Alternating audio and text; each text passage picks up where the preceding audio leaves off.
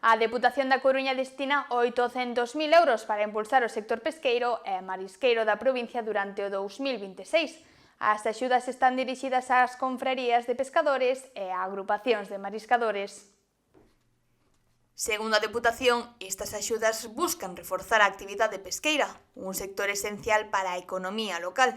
O presidente da Deputación, Valentín González Formoso, destacou a importancia deste apoio económico para garantir a viabilidade, a modernización e a profesionalización do sector. Provincia de Coruña é costa, non? A actividade económica que ten que ver coa todo o sector transformador da pesca, o propio sector extractivo da pesca, como é o caso, pois é un sector estratégico. Nos levamos anos apoiando as confrarías que fan unha labor enorme, estratégica para dinamizar e aglutinar todo o sector pesqueiro e extractivo e además que están pasando unha situación difícil, tanto as propias institucións das confrarías como o propio sector marisqueiro, non? Por tanto, creo que temos que estar aí. As subvencións estarán divididas en dúas liñas de axuda. A primeira, con 650.000 euros, será destinada a melloras nas actividades pesqueiras e marisqueiras.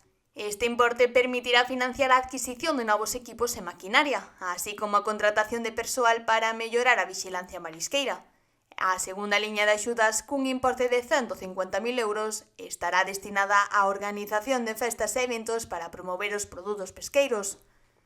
A Deputación tamén apoia iniciativas que permiten visibilizar a calidade dos produtos pesqueiros da provincia.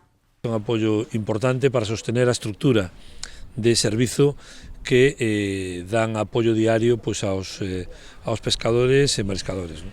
Con estas axudas, a Deputación da Coruña pretende fortalecer a infraestrutura do sector pesqueiro e marisqueiro, especialmente nun momento no que as confrarías e o propio sector están a atravesar dificultades económicas.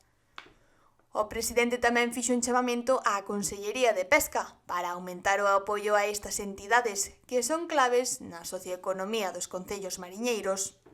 Nos facemos un chamamento para que a Consellería de Pesca pois aumente o apoio a estas entidades porque son figuras imprescindibles na socioeconomía dos concellos mariñeiros e por outra parte a Deputación non só predica, sino que, aínda que non ten competencias, acciona políticas de apoio a estas entidades, neste caso preto de 1 millón de euros, que van a permitir apoiar a inmensa maioría das cofradías locais, como digo, no mantenimento, sostenimento da súa infraestructura, non?